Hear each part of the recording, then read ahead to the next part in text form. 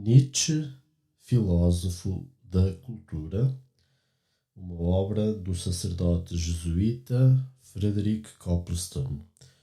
O capítulo 1 está intitulado A Vida de Nietzsche e diz assim: Em 15 de outubro de 1844 nasceu o primeiro filho do pastor protestante de Rocken, em Saxe, da Prússia, e foi-lhe dado o nome de Frederico Guilherme, em honra de Frederico Guilherme IV, rei da Prússia, cujo nascimento ocorreu em 15 de outubro e que foi o patrono real do pastor Nietzsche.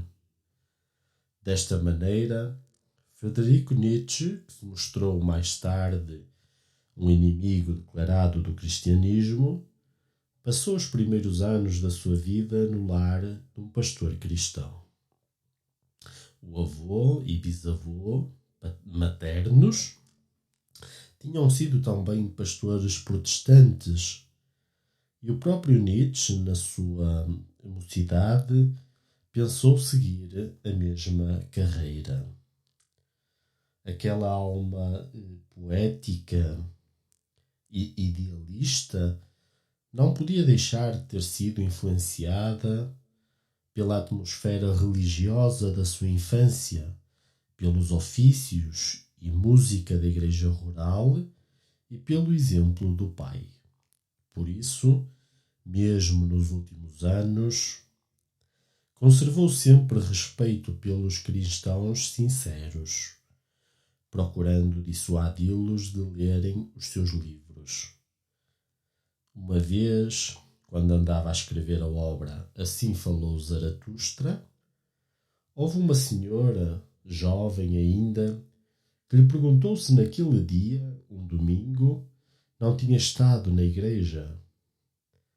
Nietzsche respondeu-lhe delicadamente: Hoje, não. E mais tarde, explicou ao seu amigo Lansky: se tivesse perturbado o espírito daquela rapariga, sentir-me-ia horrorizado. Na segunda parte da obra acima citada, vamos encontrar as seguintes palavras: Vede estes sacerdotes.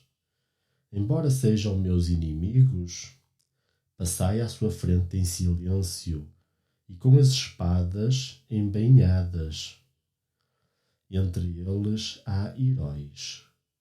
Muitos sofreram demasiado e por isso mesmo desejam fazer sofrer os outros. São maus inimigos. Nada há mais vingativo que a sua humildade. Depressa se maculará aquele que os tocar. Mas o meu sangue está ligado ao deles, e eu quero que o meu sangue seja honrado no deles. Não é com facilidade que se fazem desaparecer as influências sofridas nos primeiros anos, e pode muito bem ser que o ataque feroz de Nietzsche contra o cristianismo procurasse abafar o sentimento, meio formado e constantemente reprimido, de que estava a ser injusto para com a religião em que fora educado e de que talvez não fossem os cristãos, mas sim ele, quem estava enganado e no caminho errado. Os negros anos de loucura que sobre ele caíram no último período da sua vida podiam muito bem ter sido devidos, em parte, à tensão constante que se via obrigado a manter para negar e atacar uma fé que, segundo percebia, o encarava face a face com um direito difícil de negar. O pai de Nietzsche morreu em 1849, depois de um período de aberração mental devido a uma queda violenta, e a mãe mudou-se para a cidade de Naumburgo. Nietzsche viveu ali na companhia da mãe, da avó e das duas tias, o que constituía uma sociedade demasiado feminina para um rapaz da sua idade. Naquele tempo, Era uma criança grave, introspectiva, ou seja, o pequeno pastor, como lhe chamavam os seus companheiros de colégio. A seu respeito, tem-se contado muitas vezes que, num dia de muita chuva, quando a mãe, por entre os vidros, aguardava o seu regresso da escola, viu chegar muito vagarosamente, sem um guarda-chuva, sem sobretudo e sem se importar absolutamente nada com a água que caía. Quando, depois de ele entrar em casa, a mãe o admoestou, Nietzsche respondeu-lhe com a maior simplicidade que o regulamento da escola proibia os rapazes de andarem a correr pelas ruas. Foi em Hamburgo que a música começou a desempenhar um papel importante na sua vida. E foi também quando ele era ainda muito novo que ele começou a compor diversos motetes e poemas. Quando o homem veio a ser um dos mestres da literatura alemã e continuou a sentir uma paixão profunda pela música. Já várias vezes se tem afirmado que o seu gênio se revela melhor nos dons poéticos, literários e imaginativos do que no conteúdo da sua filosofia. De facto, esta não encerra aquela grande mensagem à humanidade que Nietzsche ingenuamente lhe atribuía, mas como escritor o seu nome é imorredouro. Em 1854, Nietzsche entrou para o ginásio de Hamburgo, mas em 1858 ofereceram à sua mãe uma bolsa de estudos para o filho na famosa escola de Pforta, a 5 milhas de Hamburgo. A primitiva instituição cisterciense dera lugar, por ocasião da reforma, a um internato.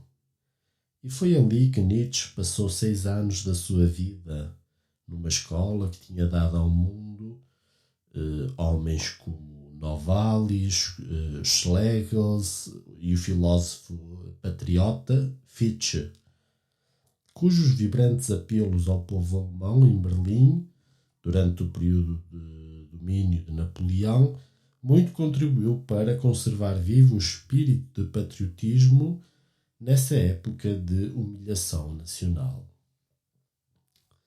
Não se pode dizer que Nietzsche tivesse sido muito feliz durante esses seus primeiros anos. A disciplina era muito apertada e aquela rotina aborrecia-o. No entanto, trabalhou duramente e sentiu-se feliz quando se viu primaner. O significa era o aluno do último ano de liceu. Leu Schiller, Hölderlin, Byron, preferindo o segundo aos outros dois. E sob a influência das suas leituras, bem como sob a influência de um ou dois mestres que tinham levado mais longe a sua exégese, começou a afastar-se do catolicismo, ou do cristianismo, melhor dizendo. Mas não foi em Pforta que este afastamento atingiu o seu auge. Será possível que alguém, devido apenas às reflexões próprias de um rapaz, se aventure a destruir a autoridade de 2000 anos? Autoridade essa que é garantida pelos mais profundos pensadores de todos os séculos? A ruptura final veio apenas mais tarde, mas foi em Pforta que o afastamento começou. A carta de curso de Nietzsche dá-nos a conhecer a sua deficiência em matemática e declara o bom em grego e brilhante em estudos bíblicos, alemão e latim. Foi naturalmente no período dos seus dias escolares que despertou o seu interesse e a sua admiração pela cultura grega. Os seus autores clássicos favoritos nessa época eram Platão e Ésquilo.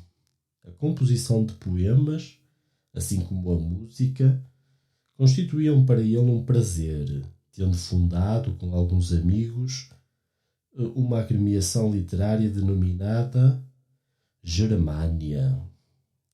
No último ano que passou em Pforta, aproveitou-se da disciplina muito menos rigorosa a que estavam sujeitos os rapazes mais velhos. A Germânia, a companhia dos amigos, a convivência com os mestres e a sua própria obra literária foram outros tantos estímulos que muita influência exerceram sobre ele. Podemos afirmar que foi com a maior sinceridade que, ao sair de Pforta, expressou os sentimentos da mais indelével gratidão para com Deus, para com o rei e para com os seus companheiros. Nietzsche deixou Pforta em setembro de 1864. Os dois particulares amigos de Nietzsche em Pforta foram Gersdorff e Paulo Dussen.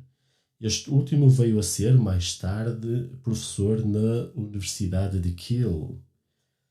Ambos eles continuaram a ser seus amigos.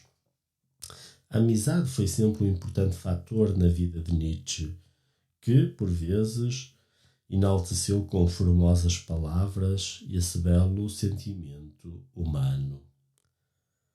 A grande amizade da sua vida, aquela que mais contribuiu para o seu triste desvario, foi a que ele, quando era professor em Basileia, dedicou a Ricardo Wagner.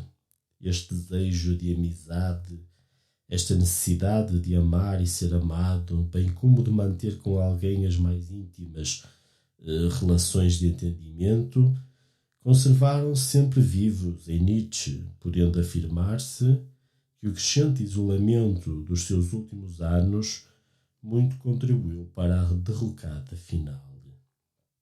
É certo que Nietzsche foi, em grande parte, responsável pela perda dos amigos, mas isso não altera o facto de ele sempre ter suspirado pela amizade e de a solidão ter sido para ele uma pesada carga.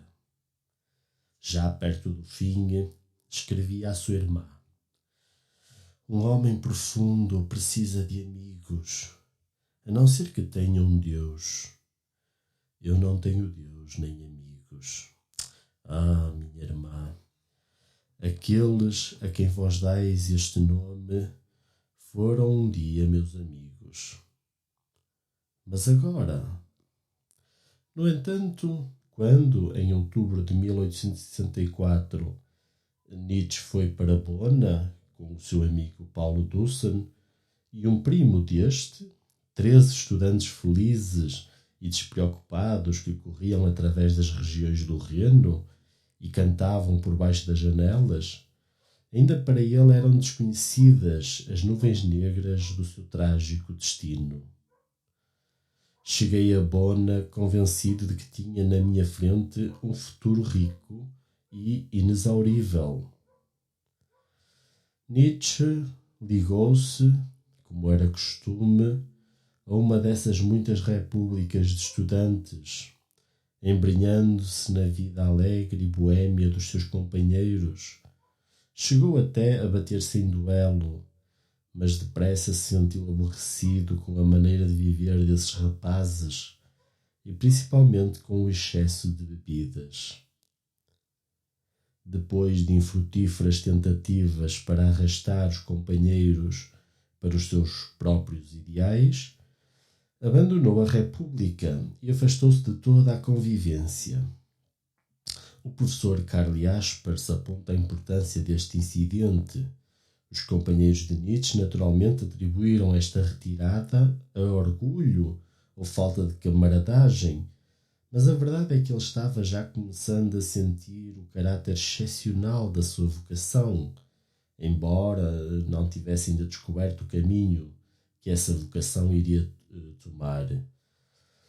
O Entweder oder estava já a atuar sobre ele, embora por forma ainda não definida. A princípio havia estudado teologia e filosofia, mas passado algum tempo desistiu dos primitivos estudos. Se pretendes ser um homem forte, dizia-lhe o seu professor predileto, Ritschl, adquire uma especialidade. Por isso, quando Ritschl foi como professor para Leipzig, Nietzsche tomou a resolução de abandonar Bona, onde já não se sentia feliz, e acompanhar o professor para Leipzig. Parece que Nietzsche, quando esteve em Bona, se conservou mais ou menos ligado ao cristianismo. Quando Dusan lhe sugeriu que a vocação não tinha um valor real e que a confiança que ele inspira não passa de uma ilusão, Nietzsche replicou que essa era uma das tolices de Feuerbach. Outra ocasião, quando Dusan lhe falou em termos elogiosos da vida de Jesus, de Strauss, Nietzsche observou-lhe: se sacrificar de Jesus, tendes de sacrificar também Deus. No entanto, sentia todo o tormento e todo o remoer da dúvida, como se depreende de uma carta escrita por ele à irmã, que era uma cristã praticante. Que andamos nós buscando? Repouso e felicidade? Não. Procuramos apenas a verdade, por muito má e terrível que ela possa ser. São estes os caminhos traçados para o homem. Se desejas a paz da alma e a felicidade, crê. Se pretendes ser um discípulo da verdade, investiga. Quando escreveu esta carta, tinha-se já recusado a acompanhar a mãe e a irmã à cerimónia da comunhão luterana por ocasião das férias da Páscoa de 1865. No outono de 1865, Nietzsche foi para Leipzig e continuou a estudar filosofia com Ritschl e outros professores. Foi ali que tomou conhecimento da obra de Schopenhauer, O Mundo como Vontade e Representação. A pintura que Schopenhauer faz do mundo como manifestação de uma vontade cega, assim como a posição essencial que a experiência estética ocupa na sua filosofia e o significado metafísico atribuído à música em particular, tudo falou à alma de Nietzsche nos termos mais persuasivos. Foi atraído, é ele mesmo quem o diz, pelo ateísmo de Schopenhauer. Só lamentava o facto de nunca ter tido a ocasião de se encontrar com esse filósofo, já que Schopenhauer morreu em 1860. A sua separação do cristianismo completou-se assim em Leipzig, embora o antagonismo violento só mais tarde se viesse a manifestar. Schopenhauer era um mestre da língua e mesmo um cristão convicto compreende perfeitamente o efeito que a sua melhor obra podia ter produzido sobre um temperamento como o de Nietzsche, muito principalmente quando ele já sentira o tormento da dúvida e se afastara da religião dos seus pais. Mas como já fizemos ver, nunca poderemos saber se essa separação do cristianismo foi tão completa como ele próprio imaginara. A própria violência da sua posterior hostilidade pode ter sido um resultado da tensão interior de que se sentia possuído. Ainda em 1881, escrevia ele a Peter Gast: diga eu o que disser do cristianismo, nunca poderei esquecer que lhe devo as melhores experiências da minha vida espiritual. Espero do fundo do meu coração que nunca serei ingrato para com ele. Nietzsche foi feliz em Leipzig. A filologia não o aborrecia tanto e tornou-se o melhor discípulo do professor Ritschl, que teve a ocasião de verificar a sua grande inteligência. Nietzsche escreveu: 3 coisas constituem para mim uma consolação: o meu Schopenhauer, a música de Schumann e, ultimamente, os meus passeios solitários. Estava então trabalhando na sua Theognideia para o Rheinisches Museum, estudava as fontes de Diógenes Laércio e concebia o desejo de escrever e de expor os resultados dos seus estudos, não por aquela forma inartística que era vulgar entre os estudiosos alemães, mas por uma maneira harmoniosa e repassada de beleza. O categórico imperativo, tu escreverás, é necessário que escrevas, despertou-me. A sua alegria atingiu o auge quando encontrou Erwin Rode como condiscípulo na universidade.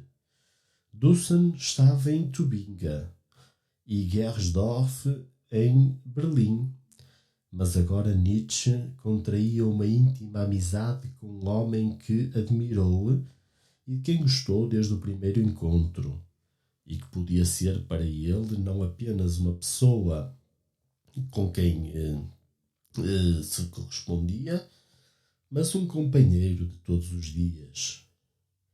Experimentei pela primeira vez o prazer de uma amizade fundada sobre um alicerce moral e filosófico, diz Nietzsche. Em agosto de 1866, Nietzsche e Rode palmilharam juntos a região florestal da Boêmia e sonharam fazer renascer o gênio dos gregos e apresentá-lo, não por aquela forma árida da ciência filológica, mas de maneira que homens pudessem sentir toda a beleza e toda a vida da cultura grega. A amizade entre Nietzsche e Rode durou muitos anos e foi Rode quem saiu a campo em defesa do seu amigo contra o ataque de Wilamowitz-Moellendorff por motivo da publicação da obra de Nietzsche, O Nascimento da Tragédia. Sem dúvida, depois de Wagner, Rode foi o maior amigo de Nietzsche.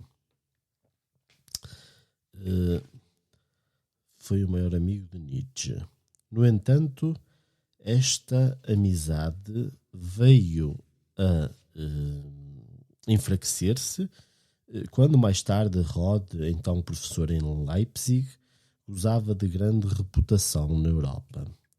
Esta vida feliz de estudo e de amizade em Leipzig foi interrompida pelo facto de Nietzsche ter sido chamado para prestar o serviço militar em 1867. Até então tinha sido dispensado de tal serviço em virtude da sua falta de vista, mas em 1867 o exército prussiano tinha grande falta de homens e ele foi apurado para um regimento de artilharia. Sentou praça em Naumburgo e logo se mostrou bom cavaleiro. É no quartel que cada um aprende a conhecer a sua própria natureza e a saber o que é melhor fazer entre homens estranhos, muitos dos quais são extremamente rudes, diz Nietzsche. No entanto, uma queda abaixo do cavalo pôs-lhe a vida em perigo, e depois de estar na reserva durante algum tempo, voltou aos seus estudos em Leipzig. Foi nessa ocasião que conheceu a música de Wagner, ficando muito impressionado com o Tristão e entusiasmado com os mestres cantores. A noite passada, diz Nietzsche no concerto, a abertura dos mestres cantores causou-me uma impressão tão duradoura como não experimentava há já algum tempo. Ao assunto da relação entre a música de Wagner e a filosofia de Schopenhauer, Já me referi num breve estudo sobre Nietzsche e Schopenhauer. Nietzsche teve a felicidade de se encontrar pessoalmente com Wagner em casa da irmã deste, a senhora Brockhaus, e ficou encantado e tomado de admiração pelo seu novo amigo. Esta amizade veio a tornar-se uma das grandes alegrias da vida de Nietzsche, embora tivesse sido também para ele fonte de amargo dissabor e desapontamento. Com grande admiração de Nietzsche, Ritschl perguntou-lhe um dia se gostaria de ser nomeado professor em Basileia. Os estudos por ele publicados no Rheinisches Museum tinham levado o Conselho Universitário de Basileia a escrever ao professor Ritschl a perguntar se Frederico Nietzsche seria competente para reger a cadeira de Filologia. Ritschl respondeu que Nietzsche era uma pessoa competente para tudo o que resolvesse fazer. Nietzsche ficou desapontado por não poder fazer a projetada estadia em Paris com Rode, mas aceitou o lisonjeiro convite de Basileia e as autoridades universitárias de Leipzig concederam-lhe o grau final, dispensando de qualquer exame, por não quererem examinar um colega professor. Numa carta aberta a Gerhardsdorf, Nietzsche despede-se dos belos tempos de uma atividade livre e sem quaisquer entraves, e expressa os seus desejos de ser mais do que um profissional rotineiro, tornando-se um pedagogo para sábios honestos. Desde que temos de suportar a vida, esforcemo-nos por lhe dar algum valor aos olhos dos outros. Quando tivermos a felicidade de nos libertarmos dela. Desta maneira, aos 24 anos, Nietzsche era professor de uma universidade. Como diz Nietzsche, no fundo, ficou sempre a ser um professor nos seus 20 anos de vida ativa. Na primeira década, é em parte um filólogo e em parte um filósofo. Na segunda, é simplesmente um filósofo. Seguiram-se depois 11 anos, durante os quais foi apenas um alienado e um paralítico sem qualquer esperança. Em 28 de maio de 1869, fez a sua conferência inaugural sobre Homero e a filologia clássica. Começou apenas com 8 estudantes, mas ensinou tão bem grego à última classe do principal ginásio de Basileia, em adição aos seus trabalhos universitários. No Ecce Homo, diz-nos ele que, durante os 7 anos que ensinei grego à 6ª classe do Colégio de Basileia, nunca tive de administrar um castigo. Os rapazes mais preguiçosos eram estudiosos na minha aula. O trabalho de Nietzsche causou inteira satisfação e as suas primitivas conferências são cheias de interesse. Muito principalmente por o seu autor ter sabido afastar delas tudo quanto fosse erudição árida e poeirenta. Não podemos deixar de repetir aqui as palavras da sua mãe. Oh, Fritz, Fritz, se ao menos te tivesses deixado entregue aos teus gregos. A princípio, Nietzsche sentiu-se bastante só entre os habitantes de Basileia, de um caráter muito reservado, mas Richard Wagner tinha uma casa que não ficava longe, e os prazeres de uma crescente intimidade com o compositor e a sua prendada esposa, Cosima, afastaram todas as nuvens. A vila de Tribschen, sobre o lago Lucerna, tornou-se para ele um lugar de refúgio e de consolação. Wagner realiza todos os nossos desejos, diz. Trata-se de um espírito rico, grande, magnificente, com um caráter enérgico, um homem encantador que merece todo o amor e que está sempre ansioso por conhecer tudo. Nietzsche escreveu a Rode para Roma e disse-lhe que tinha encontrado também a sua Itália. A minha Itália chama-se Tribschen e eu sinto-me ali como em minha própria casa. Em 1869 passou o Natal com Wagner e a sua família, apreciando mais uma vez o privilégio da intimidade com o mestre, ansioso por tornar conhecida a obra de Wagner, para que lhe fosse dado na Alemanha o devido valor. Mas, quando rebentou a guerra franco-prussiana, Nietzsche resolveu pedir licença às autoridades da universidade, pois tornara-se um cidadão suíço, para se alistar no exército alemão, no serviço das ambulâncias. Depois de um pequeno curso de treino, foi mandado para a frente, mas o seu serviço não durou muito tempo, porque contraiu uma disenteria e difteria num comboio de soldados doentes que foi obrigado a acompanhar de França para Karlsruhe.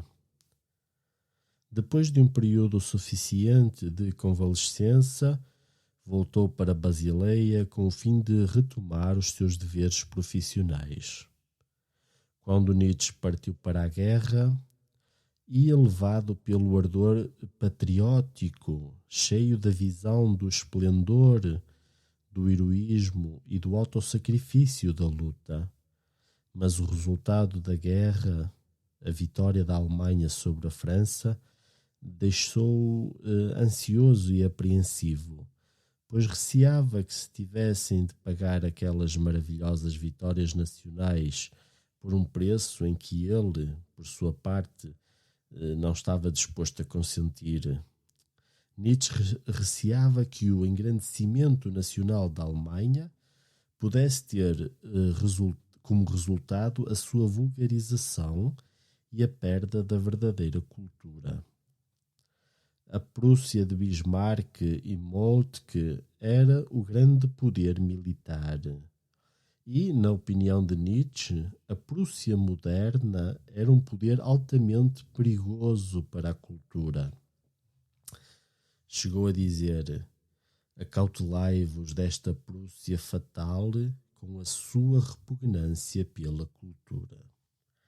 Escrevia ele a Rode, a certa altura, e aplaudia as palavras do seu colega em Basileia, Jacob Burckhardt, que exortava os seus alunos a que não tomassem o triunfo militar e a expansão de um Estado como indício de verdadeira grandeza. Quantas nações têm sido poderosas, dizia Burckhardt, que estão esquecidas e bem merecem tal esquecimento. Um gênio desconhecido deixa-nos Notre-Dame de Paris. Goethe deixa-nos o seu Fausto. Newton deixa-nos a sua lei do sistema solar. Isto, e só isto, é a grandeza. Nietzsche ainda pensou na fundação de um claustro, uma espécie de seminário ou mosteiro de cultura, onde ele e os seus amigos pudessem passar uma vida de pensamento e de arte. Rode objetou que não tinham para isso os fundos necessários e que, em qualquer dos casos, não sentia nenhuma inclinação para a vida conventual. Tal projeto foi, portanto, posto de parte. A doença de Nietzsche, consequência da guerra, deixara-lhe como herança a nevralgia, as insónias, as perturbações visuais e uma dispepsia, razão por que foi obrigado a ir para Lucânia a fim de se restabelecer. No trajeto teve a felicidade de encontrar Mazzini, Em Lucânia passou 2 meses felizes e voltou para Basileia, onde retomou o trabalho, começando a rever o manuscrito que intitulara O Nascimento da Tragédia. Esta obra é uma análise da cultura grega, na qual Nietzsche estabelece o contraste entre essa mesma cultura antes de Sócrates, a cultura dionisíaca forte e grande, e a cultura grega depois de Sócrates, racionalista, anémica e fraca. Aplicando as suas ideias à Alemanha, Nietzsche declarou que a cultura do seu tempo apresentava uma semelhança muito acentuada com o segundo período da cultura grega. Poderia unicamente salvar-se se conseguisse ser reformada pelo espírito de Wagner. O livro, embora escrito como obra científica sobre a cultura grega, converteu-se assim numa apologia de Wagner, devido à introdução de uma matéria estranha e inspirada pela admiração que Nietzsche sentia por esse compositor e pela sua lealdade para com ele. Nietzsche experimentou alguma dificuldade para encontrar um editor, mas, em fins de 1871, o livro foi publicado com o título de O Nascimento da Tragédia no Espírito da Música, sendo adicionado o subtítulo de Helenismo e Pessimismo, à segunda edição de 1885. É uma das poucas obras de Nietzsche que se podem julgar bem construídas. Wagner, naturalmente, recebeu esta obra com entusiasmo e escreveu a Nietzsche, dizendo-lhe que nunca tinha lido o livro mais belo. O autor esperava que o seu centauro fosse bem sucedido, mas a verdade é que os filólogos, incluindo o próprio Ritschl, o receberam com o silêncio e, em alguns casos, com declarada hostilidade. Wilamowitz Mollendorff, ainda então muito novo, escreveu um panfleto injurioso contra Nietzsche, e embora o seu amigo Rod tivesse vindo a campo em sua defesa, Nietzsche perdeu o crédito como um humanista que devesse ser tomado a sério. Embora as primeiras obras de Nietzsche, como por exemplo as conferências sobre o futuro das nossas instituições educacionais, contivessem inegavelmente matéria preciosa sobre o espírito da antiguidade e sobre o lugar e função da educação clássica, a impossibilidade de fazer reconhecer tais ideias tornou-se praticamente universal. E a verdade é que o seu autor sentiu profundamente este inesperado desapontamento. A esta decepção veio ainda juntar-se a mudança de residência de Wagner para Bayreuth. Assim se foram os felizes dias decorridos em Tribschen, e quando mais tarde Nietzsche volveu os olhos para o passado, foi para esses dias ditosos de amizade que o seu espírito se voltou. No Ecce Homo, escrito em 1888, refere-se à maior consolação da sua vida, as suas íntimas relações com Wagner. Diz: todas as minhas relações com os homens são para mim coisa ligeira. O mesmo não posso, porém, dizer desses dias passados em Tribschen, dias de confiança, de alegria, de clarões sublimes que nunca podem esquecer. Não sei o que Wagner poderá ter sido para os outros. Sei apenas que nunca uma leve nuvem toldou o nosso céu. É com referência a este período que Melly fala das amizades de Nietzsche e da simpatia que os seus colegas sentiam por ele. E Uken observa a maneira amável como Nietzsche se portou para com o Dr. Randen, maneira amigável e atenciosa, e não excitada ou colérica. No período de 1873 a 1876, saíram da pena de Nietzsche 4 ensaios que ele denominou Considerações Intempestivas. O primeiro destes ensaios, de David Strauss, o confessor e escritor, era uma exposição da cultura filistina da Alemanha. A opinião pública, pensou Nietzsche, atribui a vitória sobre a França não só ao talento militar alemão, mas também à cultura alemã, o que constitui um pernicioso e deplorável erro, um pernicioso que ameaça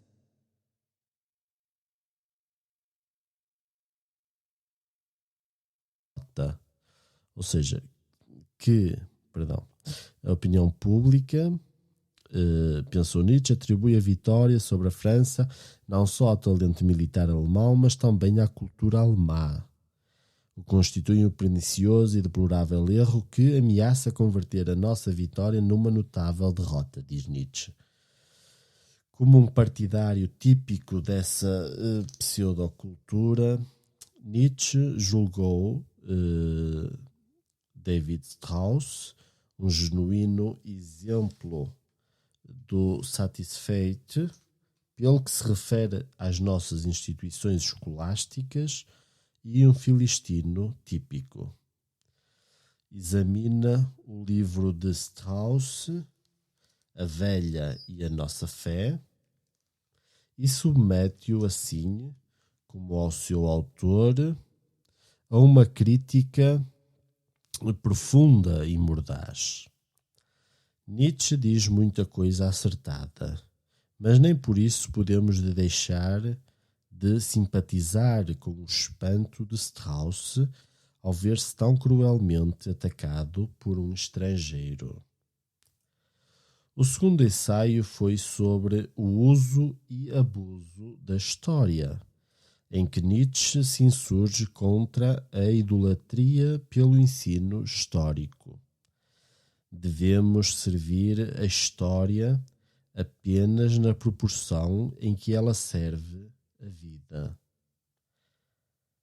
No terceiro ensaio, Schopenhauer como educador,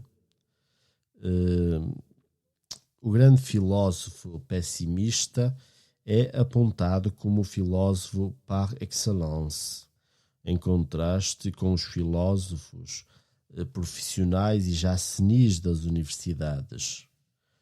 O quarto ensaio, Richard Wagner em Bayreuth, é um panegírico de Wagner, no qual a arte do notável músico é considerada como o renascimento da arte da Grécia.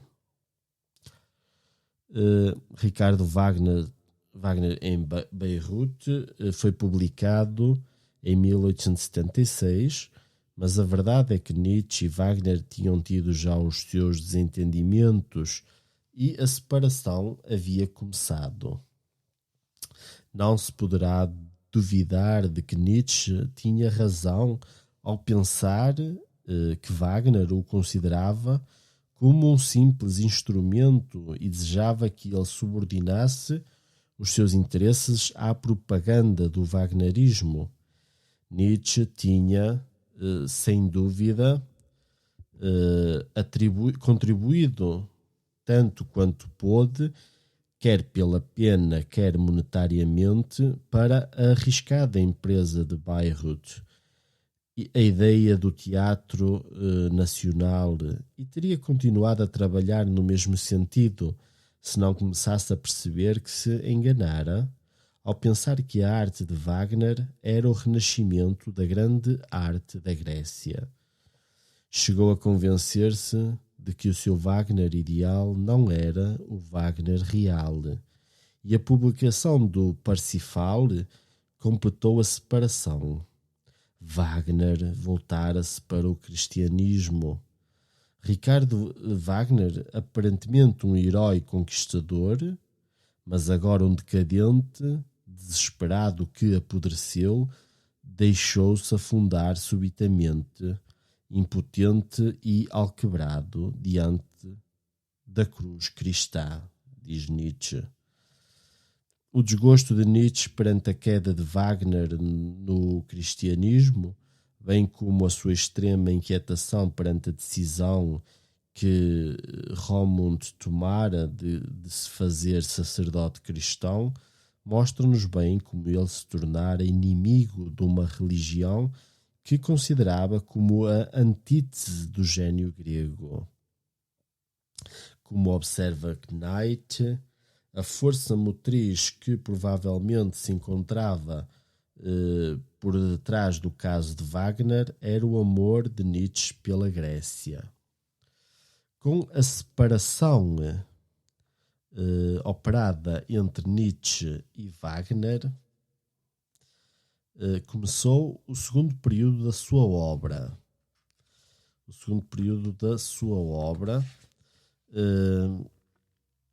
Período este em que ele é menos poeta e mais filósofo, e em que prefere Sócrates aos pré-socráticos e investiga todas as opiniões formadas.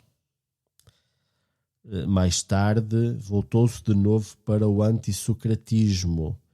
Este segundo período, o apolíneo, que contrasta com o primitivo período, o dionisíaco, viu o aparecimento das obras Humano, tudo demasiado humano, a Aurora e a Gaia Ciência.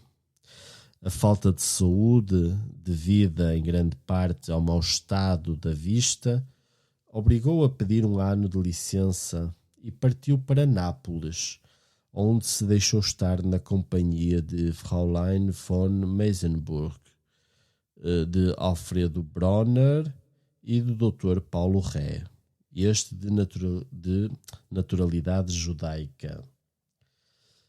Ricardo Wagner encontrava-se nessa ocasião em Sorrento, depois do triunfo em Beirute, e como não simpatizava com os judeus, procurou indispor Nietzsche com o Dr. Ré, mas Nietzsche não se deu por achado. Era o Dr. Paulo Ré quem lia em voz alta para os três, visto que Fräulein von Meysenburg e Nietzsche eram extremamente miúpes e Brenner tinha os pulmões afetados. Fräulein von Meysenburg refere-se nestes termos a esses tempos felizes. Nietzsche era, sem dúvida, uma alma cheia de doçura e bondade. A sua índole, tão boa e amável, compensava bem a sua inteligência destrutiva.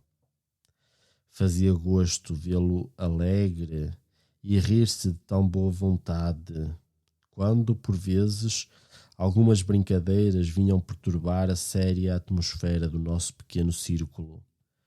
De Nápoles, Nietzsche partiu para Rosenlau, a fim de se submeter ali a um tratamento, e regressou de novo a Basileia. Durante o ano em que esteve afastado dos seus deveres profissionais, trabalhou na composição do livro Humano, tudo demasiado humano. Esta obra não constitui um todo conexo, visto que se trata apenas de uma coletânea de aforismos ou pensamentos soltos agrupados em volta de certas ideias diretrizes, pensamentos esses que lhe ocorriam de tempos a tempos. Embora, porém, se trate de um trabalho desconexo na forma, representa, no conjunto, o segundo período de desenvolvimento de Nietzsche, a ascendência da ciência sobre a poesia, ou melhor, a posição de Sócrates acima de Ésquilo. Se tudo correr bem, chegará um tempo em que os homens, para poderem avançar no caminho da razão moral, se hão de servir mais do Memorabilia de Sócrates do que da Bíblia. tempo em que Montaigne e Horácio virão a ser considerados como pioneiros e guias para a compreensão de Sócrates, o mais simples e mais duradouro de todos os filósofos interpretativos. Nietzsche rejeita a sua primeira opinião. Como disse Daniel Halevi, pereat veritas, fiat vita. Ou seja, morra a verdade, faça-se a vida. Escreveu ele um dia, né? Mas agora escreve pereat vita, fiat veritas. Ou seja, morra a vida, faça-se a verdade.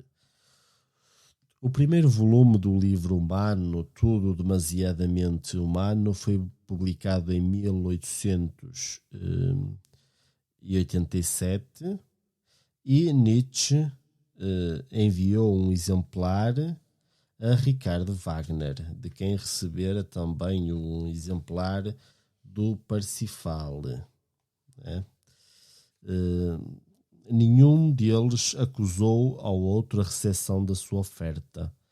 A separação dos seus caminhos começava a tornar-se aparentemente manifesta. O trabalho de Nietzsche encontrou uma crítica adversa e foi considerado inaceitável, mesmo para Erwin Rohde.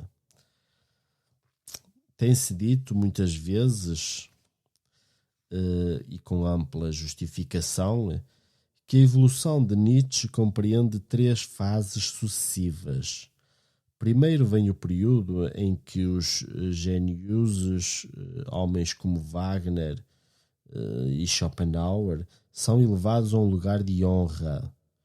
O período do nascimento da tragédia e das considerações intempestivas. Segue-se aquele período do Wissenschaftsideal, não é? Caracterizado por uma série de questionários frios, como gelo, fase isolada, crítica, cética e verdadeiramente socrática, que se pode exemplificar com o humano, tudo demasiadamente humano, e por último vem aquele período em que Nietzsche chega à consciência do seu próprio pensamento, o período em que ele se mostra um filósofo independente, o período do Zaratustra, do para além do bem e do mal, da genealogia da moral, etc. Há, porém, 2 restrições que não podem deixar de ser consideradas. A primeira é que o terceiro período de Nietzsche não representa um conjunto estático, com todas as suas arestas limadas e claramente articulado, em que ele apresenta uma filosofia de vida definida e já elaborada. É, pelo contrário, um período de desenvolvimento.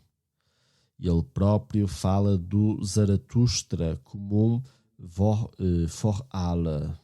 E embora os últimos trabalhos possam representar a sua estação outonal, a sua Erntezeit, Nietzsche continua sempre a avançar a palpadelas, sempre einwerdender, sempre a esforçar-se por exprimir um ideal mal definido, um ideal demasiadamente rico para se poder fixar e delinear claramente com simples palavras. A segunda restrição é que existe uma certa afinidade íntima entre os 3 períodos, a qual o próprio Nietzsche reconheceu. Não foi ele mesmo quem disse que, na sua primitiva apresentação de Schopenhauer e de Wagner, era assim mesmo que estava realmente apresentado? Era assim mesmo que estava realmente apresentando e que era a si próprio que lia neles? Mesmo que admitamos que Nietzsche tem tendência para descortinar a sua ulterior maneira de pensar na forma como pensava primitivamente, há, julgo eu, muita verdade na sua asserção. Isso pode-se justificar por meio de citações colhidas nos seus trabalhos e ensaios primitivos, que nos dão a conhecer, algumas vezes por forma muito óbvia, certas ideias que nos habituáramos a associar com o terceiro período do seu desenvolvimento, ou seja, o período da sua filosofia independente. A saúde de Nietzsche piorou e o estado dos olhos, do estômago e da cabeça obrigou a pedir a demissão do seu lugar de professor em Basileia, sendo-lhe concedida uma pensão pelos bons serviços que prestara na universidade. Foi então para Engadine e ali se restabeleceu suficientemente para poder trabalhar na segunda parte do Humano, Tudo Demasiadamente Humano, que foi publicada em 1879. Voltou depois a piorar e escreveu a Peter Gast, que era um pseudónimo de Heinrich Koselleck, prevendo a sua morte. Sinto-me muito velho. Passou esse inverno com a mãe e a irmã em Naumburgo, um inverno cheio de sofrimentos, um tanto ou quanto aliviados com a apreciação que Rod fizera de O Vagabundo e a Sua Sombra. Numa carta para Fräulein von Meysenbug, escrita também na expectativa da morte, fala-lhe a respeito de Wagner. Sinto-me imensamente grato para com ele, porque lhe devo alguns mais fortes estímulos para a liberdade espiritual. A senhora Wagner, como sabeis, é a criatura mais simpática que tenho conhecido. As nossas relações terminaram e eu não sou homem para as estabelecer de novo. É demasiado tarde. Mas Nietzsche viveu e, na primavera de 1880, foi para Veneza com Peter Gast. Este tocava para Nietzsche as suas músicas prediletas, Chopin, nesse tempo. Passeava com ele e desempenhava as funções de seu secretário. Em julho, Nietzsche esteve em Marienbad, em setembro em Naumburgo e em outubro voltou para a Itália. Procurou alojamento em Génova, onde viveu tão modestamente que os vizinhos lhe chamavam Il Santo. De manhã gostava de ir para um rochedo perto do mar e ali se deixava ficar imóvel como um lagarto, sem nada na minha frente, senão o mar e o céu azul, escreveu ele. Na obra Aurora, descreve ele a impressão que isso lhe causava. Aqui está o mar, onde podemos esquecer a cidade. É certo que os sinos tocam ainda as Ave-Marias, esse som solene e insensato, embora doce, quando o dia se junta com a noite.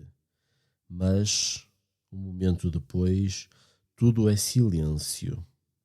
Lá embaixo jaz o oceano, pálido e cheio de brilho, que não sabe falar.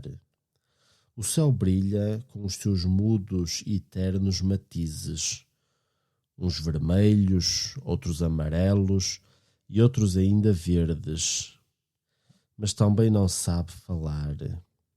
Os recifes e rochedos emergem do oceano como se cada um deles se esforçasse por encontrar um lugar mais solitário, mas todos eles são mudos.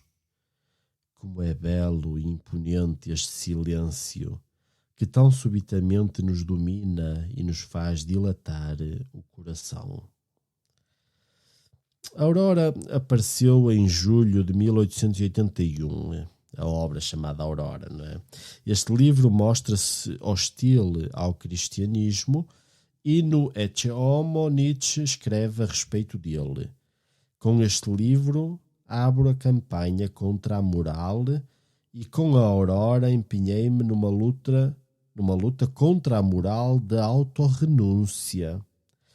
Ainda desta vez, o trabalho de Nietzsche não teve acolhimento em Rode, nem acusou a recepção da obra, nem respondeu à carta que o autor lhe escreveu depois.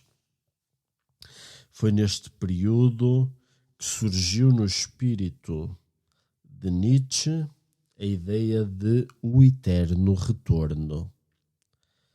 Quando estava em Sils Maria, sentado no sopé de um rochedo perto de Surlei, ocorreu-lhe o pensamento de que todo o acontecimento há de, necessariamente, voltar a repetir-se. O tempo é infinito e deve haver ciclos periódicos e necessários nos quais tudo o que foi volta novamente a repetir-se. E este processo continua até ao infinito. Parece que Nietzsche estava convencido de que esta ideia era inteiramente nova, isto é, uma descoberta sua, quando de facto tal ideia não era de forma alguma nova, pois fora familiar aos pensadores gregos. Trata-se, sem dúvida, de uma falsa noção, mas é fácil compreender como aqueles que a aceitaram a haviam de encontrar um tanto ou quanto depressiva. Nietzsche também a encontrou depressiva, mas cobrou novamente ânimo. Em Génova, no outono de 1881, o tempo estava ameno e foi grande a sua alegria quando descobriu a Carmen de Bizet. É como uma história de Mérimée, clara, cheia de vigor e por vezes comovente. Estou quase a pensar que a Carmen é a melhor ópera que existe. O fruto desta sua nova alegria foi o livro Gaia Ciência, que apareceu em setembro de 1882, sendo-lhe adicionada uma quinta parte em 1886. A quarta parte é dedicada à memória do mês de janeiro de 1882, que decorreu sem nuvens e que Nietzsche tinha passado em Génova. A boa disposição de Nietzsche aparece na Dança do Mistral, uma canção incluída na Gaia Ciência. Não vale a pena cantar. Ele diz: dance, dance on all the edges, wave crests, cliffs and mountain sledges, etc. Pronto. Em Génova, Nietzsche foi para Messina, mas o Siroco obrigou a sair de lá e, por instância de Fräulein von Meysenbug, parou em Roma. Esta boa senhora tinha travado conhecimento com uma rapariga russa chamada Lu Salomé, que andava em viagem pela Europa com a sua mãe e deu-lhe a ler as obras de Nietzsche, pensando encontrar nela uma esposa para o seu amigo. Em 1875, Nietzsche tinha feito proposta de casamento a uma encantadora rapariga holandesa, mas tal proposta foi recusada, o mesmo sucedendo com Lu Salomé. Wagner tinha provavelmente razão quando, em tempos idos, aconselhara Nietzsche a casar-se. Se Nietzsche tivesse encontrado uma esposa que o compreendesse e que simpatizasse com ele, a sua vida poderia ter tomado uma orientação muito diferente. Parece que Nietzsche se apaixonou por Lu Salomé e, conforme ela conta, disse-lhe um dia, depois de ter narrado a história da sua vida: sim, as minhas aventuras começaram desta maneira, mas ainda não estão acabadas. Onde me levarão elas? Qual será agora a minha aventura? Voltarei para a fé ou para uma nova crença? E acrescentou: em qualquer caso, um regresso ao passado é mais provável que a imobilidade. Salomé recusou-se a casar com Nietzsche, mas manifestou-lhe o desejo de continuar a ser sua amiga e discípula. Encontraram-se na Alemanha e Nietzsche iniciou-a nos seus pensamentos, esperando evidentemente uma adesão incondicional à sua filosofia. Salomé, porém, não estava preparada para isso. Por último, Nietzsche chegou a pensar que Paulo Ré e Salomé se tinham coligado contra ele, e a sua irmã, que não gostava de Salomé, procurou avolumar tal suspeita. E assim Nietzsche acabou por perder a amizade tanto da rapariga russa como do Dr. Paulo Ré. É difícil apurar exatamente o que aconteceu, porque as narrativas de Elisabeth Nietzsche e de Lou Salomé diferem uma da outra, mas sabe-se, pelo menos, que se criou uma situação difícil que Nietzsche foi incapaz de resolver. Não era homem para arcar com tais dificuldades. Queixou-se de que tinha sido atraiçoado por toda a gente e acrescentou: entro hoje na mais completa solidão. Lou Salomé refere-se ao facto de Nietzsche ter estampado no rosto o sinal evidente da solidão em que vivia, isto é, de uma criatura que fugia a todo o convívio. Aos seus olhos pareciam ser os guardas do tesouro que guardava dentro de si. Olhavam para dentro e, ao mesmo tempo, para longe. No decorrer de uma conversa animada, esses olhos iluminavam-se. Se, porém, Nietzsche estava de mau humor, deixavam logo transparecer a sua íntima solidão, como se estivessem a espiar das mais secretas profundidades.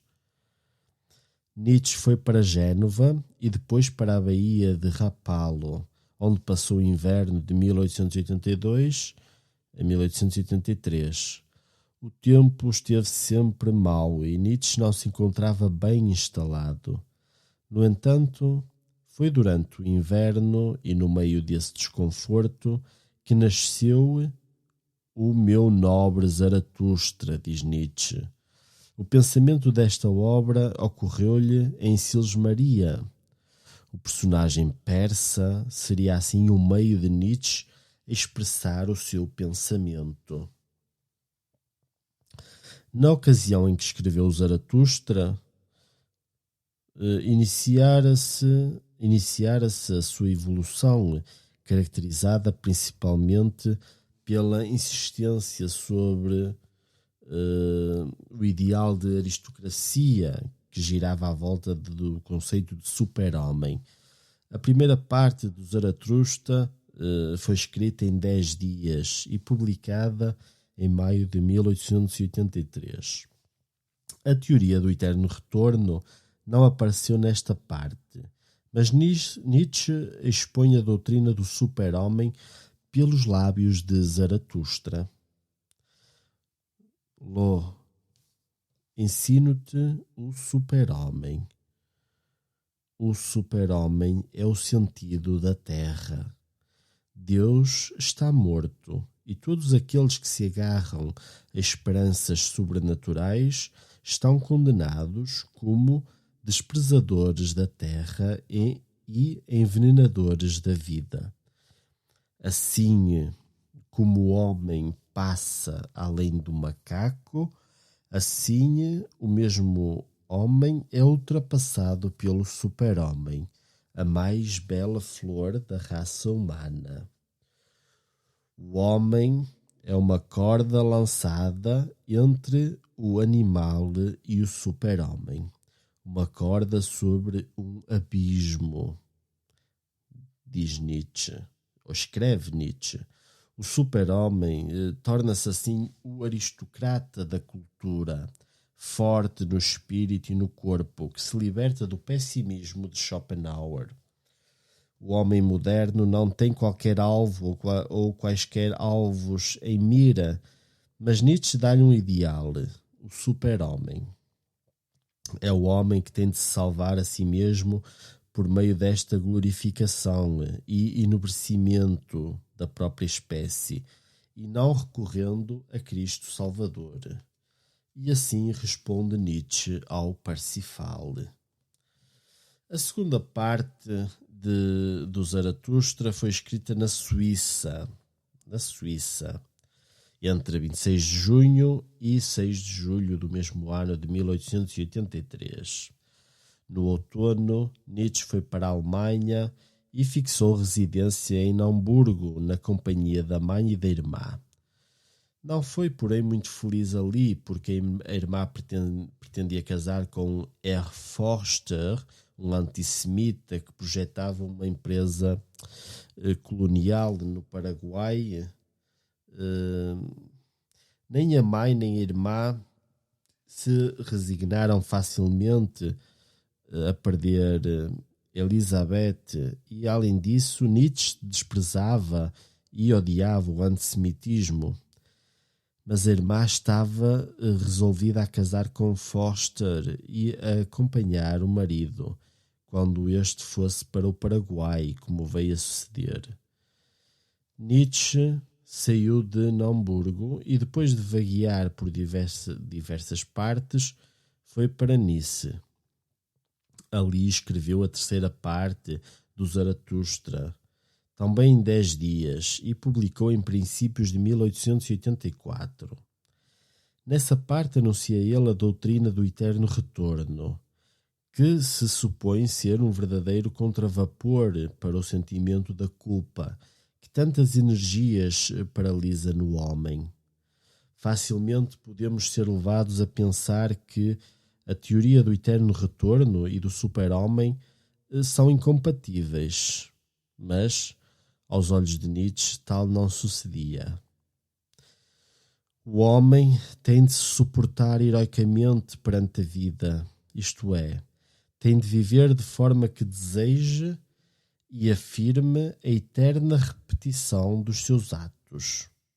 Nesta parte aparece um importante capítulo sobre as velhas e novas tábuas, a velha moral, a tábua do cansaço e da indolência, que se opõe à chegada do nobre, a nova aristocracia, que tem de ser lançada por terra. Peço-vos que lanceis por terra o bom e o justo, diz Nietzsche, em lugar da velha moral. Em lugar dessa velha moral, Nietzsche oferece uma nova tábua, a moral do forte e do livre, do espírito criador, expressando a vontade de domínio. Esta nova tábua, ó meus irmãos, erguei acima de vós, tornei-vos fortes. Em princípios de abril de 1884, Nietzsche chegou a Veneza, onde se encontrava Peter Gast. Em junho, foi para a Suíça e ali recebeu a visita do barão Heinrich von Stein, um mancebo de 26 anos que, alguns anos antes, tinha publicado um pequeno volume a que dera o título de O Ideal do Materialismo, Filosofia Lírica. Como von Stein era discípulo de Wagner, é muito possível que Cosima Wagner, Ricardo Wagner já tinha morrido, quisesse servir-se dele como intermediário junto de Nietzsche, que não publicara ainda o seu ataque contra Wagner. Seja como for, a verdade é que von Stein pretendia que Nietzsche fosse a Beirute, a fim de ali ouvir o Parsifal. Por seu lado, Nietzsche julgou ter encontrado em von Stein uma alma gêmea da sua, capaz de compreender o Zaratustra, e, por esse motivo, mais que por qualquer interesse que o ligasse a Engadine, aquela visita proporcionou-lhe um grande prazer. Von Stein, que se demorou ali 3 dias, ficou também muito bem impressionado com Nietzsche. Mas a esperança que Nietzsche alimentara de ter encontrado um discípulo foi pouco duradoura, devido à morte prematura de von Stein, que lhe causou um amargo desapontamento. Nietzsche encontrou-se com a sua irmã em Zurique. Elizabeth era agora Frau Forster, e o irmão, sem perder tempo em recriminações, deu largas à sua boa disposição. Referindo-se a esse tempo, Elizabeth escreveu: ele, Nietzsche, era uma criatura animada e atraente. Passámos juntos 6 semanas, a conversar e a rir, a propósito de tudo. Em Zurique, Nietzsche trabalhou na quarta parte do Zaratustra, que continuou em Mentone e depois em Nice. Esta quarta parte foi publicada em 1885, mas apenas 40 exemplares foram impressos à custa do autor. Nietzsche encontrou 7 pessoas a quem enviasse um exemplar do seu trabalho, o que é já um indício do seu crescente isolamento. Estava agora completa a mais famosa obra do filósofo alemão, mas faltou-lhe o acolhimento.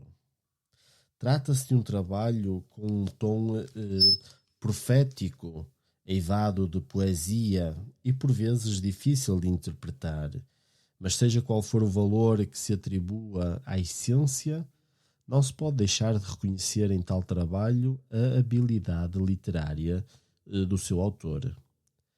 Nietzsche tencionava continuar esta obra, adicionando-lhe uma ou outras partes, mas nunca o fez. Resolveu-se a abandonar o estilo lírico. Daqui por diante falarei eu e não o Zaratustra, disse. Na quarta parte do Zaratustra, Nietzsche acentua que está a escrever para discípulos, ou seja, para homens superiores. E o seu grande desgosto foi exatamente não ter chamado a si alguns discípulos. Como já vimos, Heinrich von Stein despertara-lhe algumas esperanças, mas von Stein era novo e não render ainda inteiramente a Nietzsche, quando foi surpreendido por uma morte prematura. Em Nice, Nietzsche travou conhecimento com um intelectual alemão, Paulo Lansky, que lera Zaratustra e lhe escrevera sobre este trabalho no jornal de Leipzig e na revista europeia de Florença. Quando Lansky o encontrou, dirigiu-se a ele chamando-lhe mestre. Sois o primeiro que me trata dessa maneira, respondeu Nietzsche com um sorriso. Lansky julgava vir encontrar um profeta e ficou admirado quando se viu na frente de um homem tão afável e simples. De facto, pode-se afirmar que a simples leitura das obras de Nietzsche está longe de nos dar uma ideia daquilo que era o autor no convívio pessoal. Que ideia tão errada formamos de vós através dos vossos livros, observou Lansky. A grande tragédia da vida de Nietzsche foi o facto de ele se considerar um homem a quem fora incumbida a missão de transmutar todos os valores, e poder-se-á afirmar que sempre acreditou em tal missão do fundo do seu coração? Em abril e maio de 1885, Nietzsche esteve em Veneza e em junho em Engadine. Encontrou-se com a sua irmã em Hamburgo antes que ela partisse para a América do Sul, a fim de se juntar ao marido. Elisabeth Nietzsche insistiu com o irmão, que já fizera anteriormente, para que ele voltasse à universidade, mas Nietzsche replicou-lhe: os rapazes são estúpidos e os professores ainda o são mais. Além disso, as universidades da Alemanha não me querem. A irmã sugeriu-lhe Zurique, mas Nietzsche replicou-lhe que Veneza era a única cidade que poderia tolerar. De Hamburgo foi novamente via Munique para Florença, onde Lansky o apresentou ao astrónomo Leberecht Tempel. Depois da sua entrevista, Nietzsche observou intencionalmente a Lansky. É uma criatura tão sensível e tão boa que eu desejava que nunca tivesse conhecido os meus livros. Tenho medo de que lhe façam mal. De Florença foi para Nice, onde procurou dar forma a diversas notas que havia já coligido para um novo livro, o Para Além do Bem e do Mal, prólogo de uma filosofia do futuro. Como o título indica, esta obra serviria de prefácio a um magnum opus que tencionava publicar. Este grande trabalho sistemático nunca se completou, mas as notas reunidas pelo autor para essa obra-prima foram publicadas postumamente com o título de A Vontade de Domínio. O livro, Para Além do Bem e do Mal, foi publicado a expensas do autor em 1885. Nesta coleção de aforismos revela-se o desejo que Nietzsche alimentava de ver uma Europa unida para fazer face a um nacionalismo que ameaçava subverter a cultura europeia. Na primavera de 1884, Nietzsche deixou-se estar em Veneza, mas o seu amigo Peter Gast encontrava-se ausente na Alemanha para tratar da representação da ópera O Leão de Veneza, que tinha sido aceite por uma empresa teatral. Ambos eles eram pobres e Nietzsche, compadecendo-se da vida amargurada do amigo, ofereceu-lhe o seu auxílio. Partilhemos a minha bolsa e dividamos entre nós o pouco que tenho.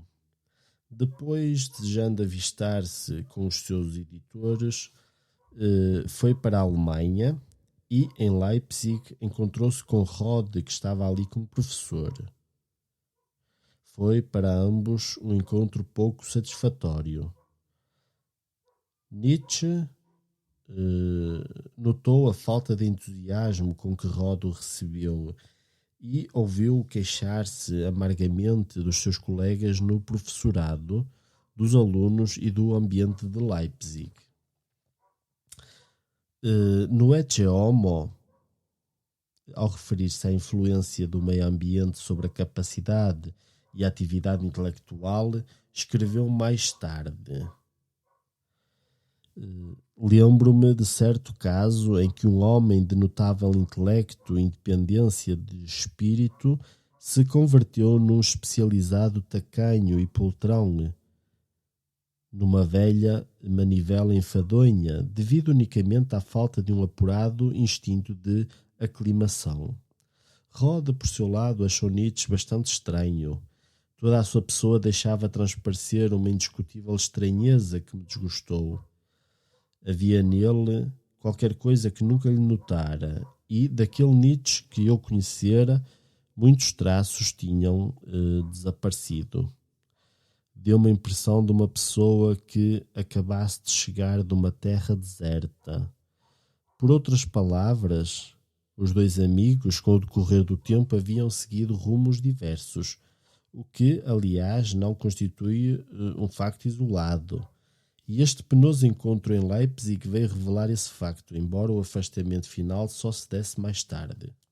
Nietzsche foi depois para Leipzig, mas teve arrelias com a mãe, visto que esta, contra os conselhos que ele lhe dava, lia os seus livros e sentia-se chocada com o espírito anticristão do filho. Dali partiu para Engadine, onde se viu apreciado e estimado pelos seus companheiros de hotel. Nietzsche foi sempre um animado convívio à mesa. Mas estas relações de ocasião não podiam suprir a falta de um amigo íntimo que ele tanto desejava. Foi nessa ocasião que escreveu a irmã as palavras: um homem profundo precisa de amigos, a não ser que tenha um Deus, e eu não tenho nem Deus nem amigos.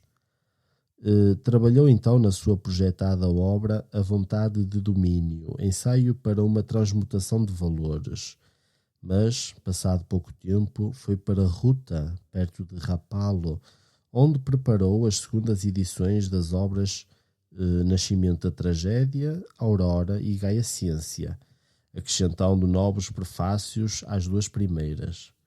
Em Ruta experimentou certa consolação ao receber uma carta de Hipólito Taine, em que este filósofo fazia a apreciação do livro Para Além do Bem e do Mal, e ao receber a visita de Paulo Lansky, que se veio juntar a ele. No entanto, não permaneceu ali muito tempo.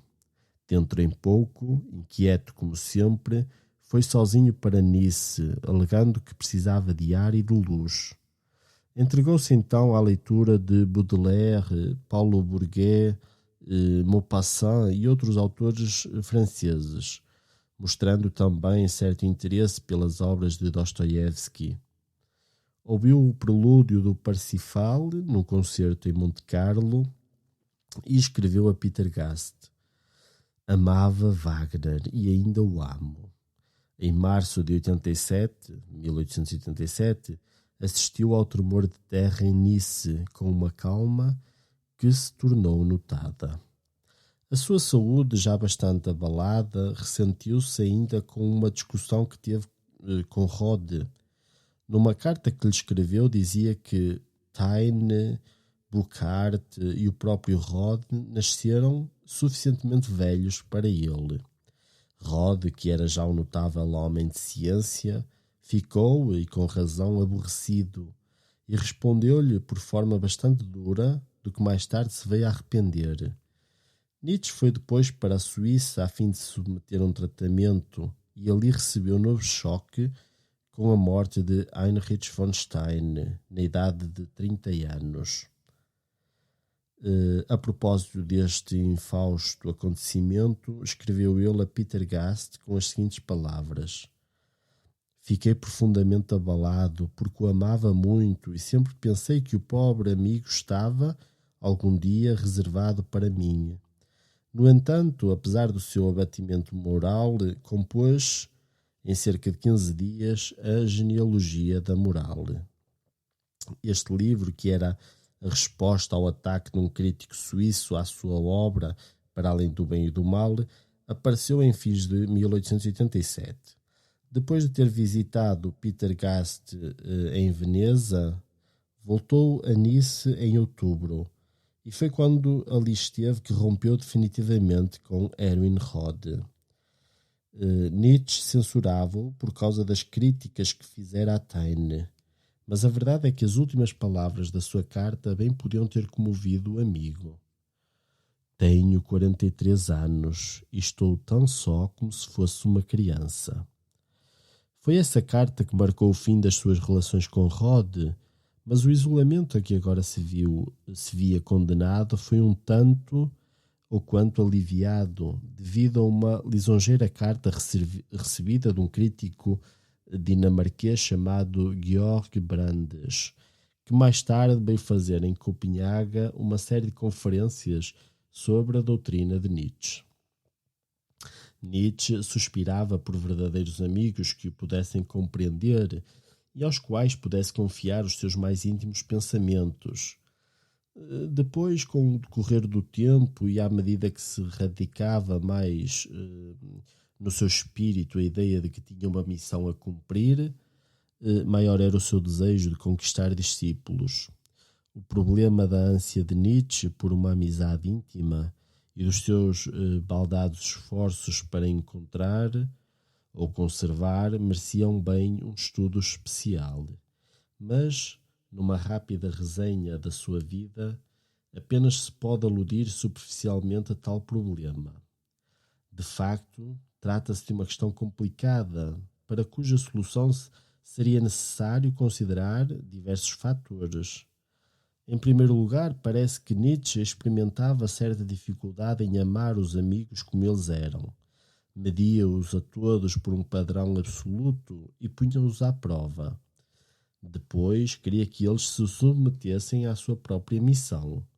E, no entanto, era precisamente esta missão, a mais íntima convicção de Nietzsche, que tantas vezes os repelia, sucedendo assim que, em certo sentido, amava-se a si próprio e não a eles.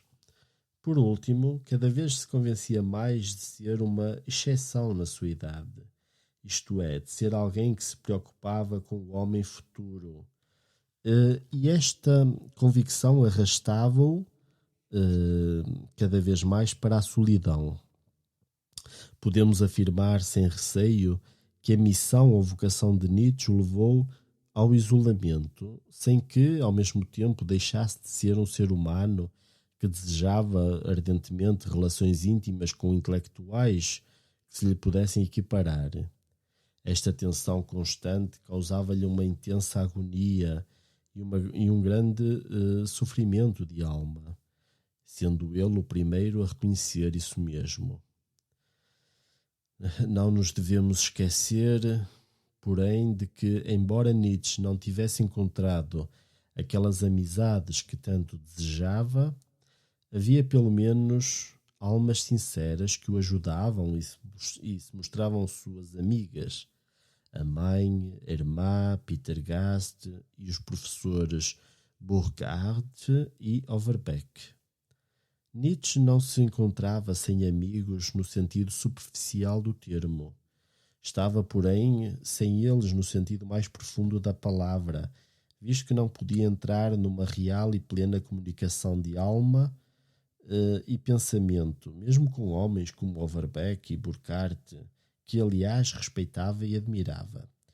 O solitário erradio podia gozar de tempos a tempos o prazer de uma amizade superficial. Não quero dizer com isto que Overbeck e os outros não fossem sinceros, mas a verdade é que a solidão interior foi-se tornando maior e aquele vácuo que Rode, em primeiro lugar, e depois, mais especialmente, Ricardo Wagner, tinham prometido encher, foi-se transformando num escancarado abismo. Nietzsche encontrava-se agora num estado de extrema tensão mental e amargura, devido em grande parte à falta de aceitação das suas obras, ao seu isolamento e ainda às insónias que o obrigavam a tomar constantemente diversas drogas, principalmente cloral. É certo que conquistara dois leitores célebres fora da Alemanha, o francês Hipólito Taine e o dinamarquês Georg Brandes. Mas, quando, em abril de 1888, recebeu em Turim uma carta de Brandes a anunciar-lhe as próximas conferências em Copenhaga, era talvez demasiado tarde. Depois de pôr de lado a composição da sua projetada grande obra, escreveu um agressivo ataque a Wagner, o chamado O Caso de Wagner, havendo todas as razões para crer que mais tarde veio a ter remorsos de ter escrito tal livro. Foi, porém, um desejo de atacar e destruir. Já era um prelúdio da sua loucura que o levou a isso. Já em fevereiro de 1888, escrevera a Peter Gast: encontro-me num estado de irritabilidade crónica que me leva, nos meus piores momentos, a uma espécie de vingança. Vingança essa que reconheço não ser a mais bela, visto que, por vezes, toma uma forma de excessiva dureza. Depois de trazer a público o ataque a Wagner, pôs-se a atacar ideias no crepúsculo dos ídolos, talvez no intuito de preparar o público para a futura grande obra sobre a vontade de domínio. Depois compilou o que tinha de constituir a primeira parte dessa grande obra, isto é, o Anticristo. Estas últimas obras de Nietzsche estão cheias de asserções autoritárias, bem como de exaltação mental, e todas elas têm uma feição destrutiva, pois o Anticristo é um virulento ataque contra a religião cristã. Os últimos meses de 1888 foram marcados por similar exaltação e hilaridade no espírito de Nietzsche. Louva tudo em Turim e escreve entusiasticamente a respeito da cidade de Peter Gast. No entanto, divisa-se já nas suas palavras um pronúncio de desastre que se aproxima e que havia de seguir-se àquele estado de exaltação. A loucura, embora incipiente, pode reconhecer-se seguramente no seu último trabalho, o Ecce Homo, que é uma espécie de autobiografia. Nietzsche não estava ainda doido na verdadeira acessão da palavra, mas o autoritarismo e a estranha atmosfera do Ecce Homo são, incontestavelmente, anormais. Por que razão sou tão sábio? Por que razão sou tão inteligente? Por que razão escrevo tão excelentes livros? Por que razão sou tão fatalista?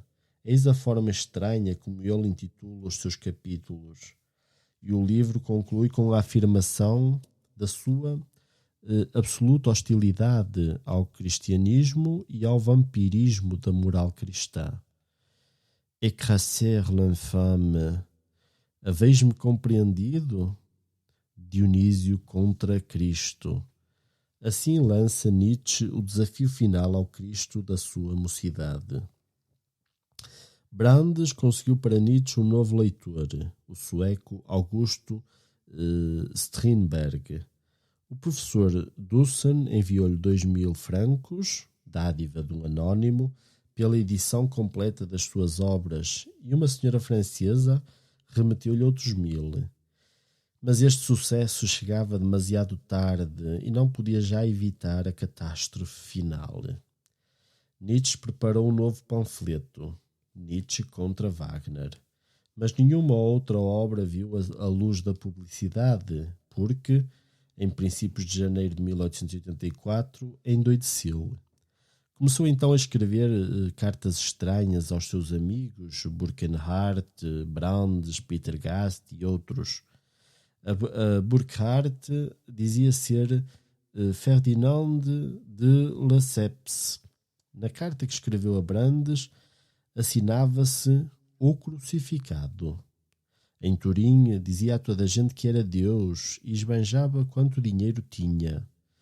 Burckhardt foi procurar Overbeck e veio imediatamente de Basileia a Turim, onde encontrou Nietzsche em estado de colapso mental.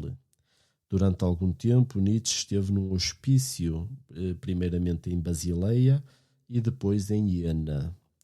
Mais tarde, a mãe levou-o para a casa de Naumburgo e, após a morte dela, a irmã, que voltara viúva do Paraguai, levou-o para a sua residência em Weimar e ali ficaram a viver os dois.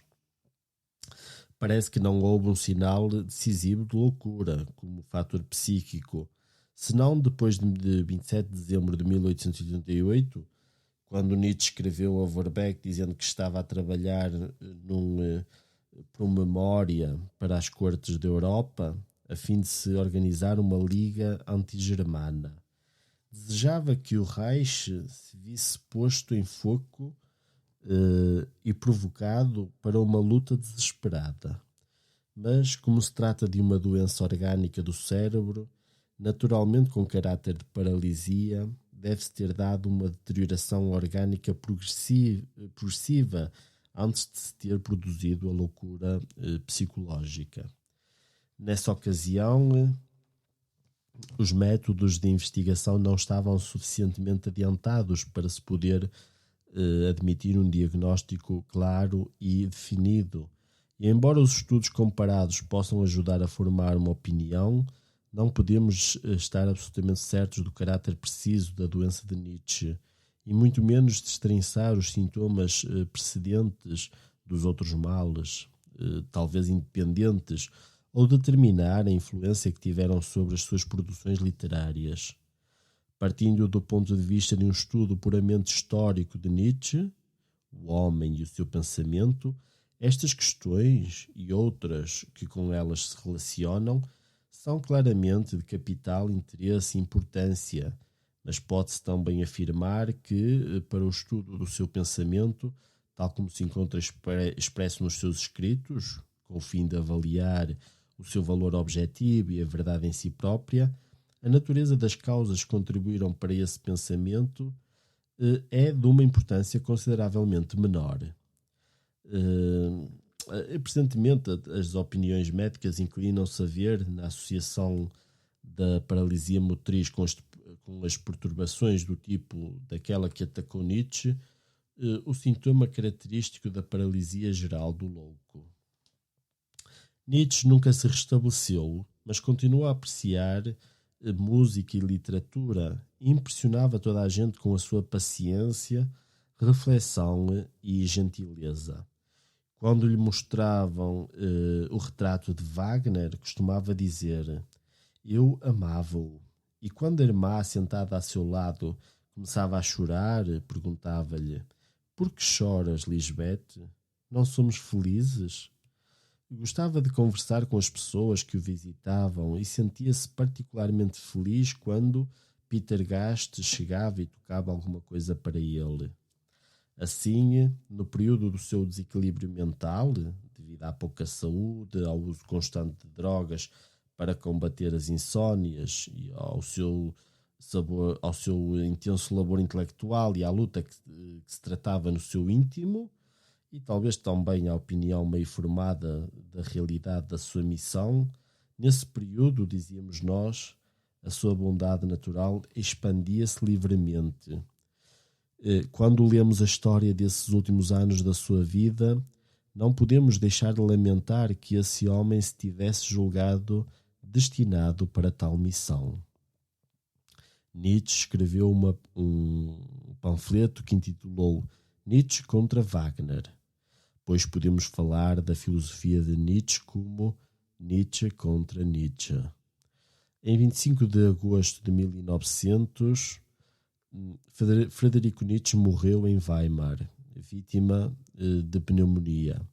A irmã refere-se à hora do seu passamento, precedido de uma grande trovoada, o que a fez supor que ele partiria deste mundo entre relâmpagos e trovões. No entanto, voltou de novo a si durante a noite e tentou falar. Às 2 horas da madrugada, fui ao seu quarto para lhe ministrar um refrigerante e, quando voltei o candeeiro de forma que me pudesse ver, gritou: Elizabeth, o que me levou a pensar que o perigo havia passado. Depois dormiu durante algumas horas e isso contribuiria talvez para melhorar o seu estado. Mas as suas feições alteravam-se cada vez mais. A respiração tornava-se mais dificultosa e pairava já sobre ele a sombra da morte. Voltou depois a abrir aqueles olhos admiráveis. Agitou-se numa grande inquietação e abriu a boca, voltando a fechá-la, como se hesitasse em dizer alguma coisa. Os que estavam à sua volta tiveram a impressão de que o rosto lhe coloriu ligeiramente. Seguiu-se um leve estremecimento, um suspiro profundo, e silenciosamente, com um derradeiro olhar cheio de majestade, fechou os olhos para sempre. Assim partiu Zaratustra. Nietzsche foi sepultado em Rocken e Peter Gast, seu dedicado amigo, pronunciou um curto elogio fúnebre à beira da campa. O trágico e solitário espírito de Nietzsche partira, assim, para o seu autor, a quem ele havia negado. Quem poderá afirmar que aquele que perscruta os corações de todos não lhe teria concedido, no último momento, a graça de encontrar o perdão, onde ele nunca é procurado em vão?